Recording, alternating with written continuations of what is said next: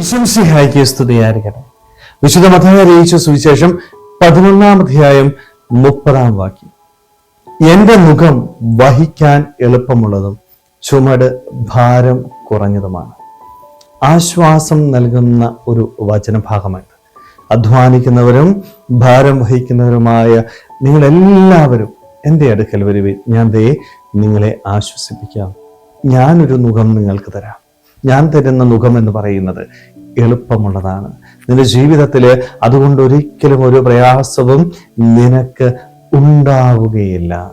എൻ്റെ ഈശോ എനിക്ക് ഉറപ്പ് നൽകുക, ഒരു ആശ്വാസം നൽകുക. നിന്റെ ജീവിതത്തിൽ നീ അധ്വാനിച്ചു വളരുന്നുണ്ടെങ്കിൽ, നിന്റെ ജീവിതത്തിലെ അധ്വാന ഭാരത്താല് നീ വീണു പോകുന്നുണ്ടെങ്കിൽ, നീ ദൈവസന്നിധിയിലേക്ക് കടന്നു വാ.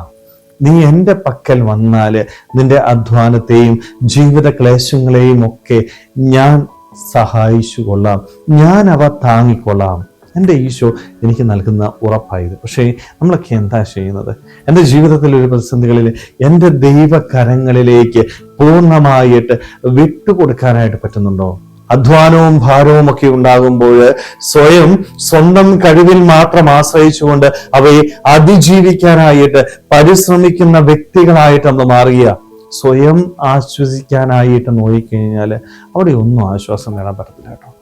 സ്വന്തം കഴിവിൽ മാത്രം ആശ്രയിച്ചു പോയാൽ അവിടെയൊക്കെ നമ്മുടെ ജീവിത ഭാരം ഓരോ ദിവസവും കൂടുകയുള്ളൂ.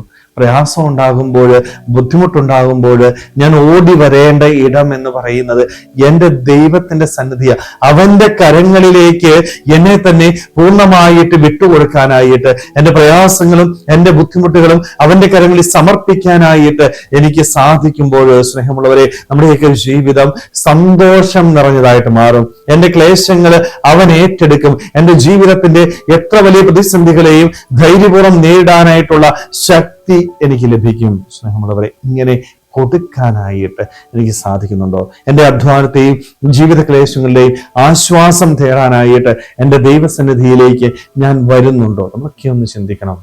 വരുന്നില്ല എങ്കിൽ വേറെ ആരുടെ അടുത്ത് പോയാലും, സ്നേഹമുള്ളവരെ, നമുക്കൊരിക്കലും ആശ്വാസം കിട്ടത്തില്ല കേട്ടോ. ഈ ലോകത്തിലെ പല വ്യക്തികളുടെ അടുക്കലേക്ക് പോകാം, ആശ്വാസം തേടി പോവുക. പക്ഷെ ആശ്വാസം നേടണമെങ്കിൽ നീ ദൈവസന്നിധിയിൽ വരണം. ദൈവകരങ്ങളിലേക്ക് നിന്റെ പ്രയാസങ്ങളും നിന്റെ ബുദ്ധിമുട്ടുകളും പൂർണ്ണമായിട്ട് സമർപ്പിക്കുമ്പോൾ എൻ്റെ ദൈവം എൻ്റെ പ്രയാസവും എൻ്റെ ബുദ്ധിമുട്ടും താങ്ങിക്കൊള്ളും. എൻ്റെ ജീവിത ക്ലേശങ്ങൾ അവൻ ഏറ്റെടുത്തുകൊള്ളും.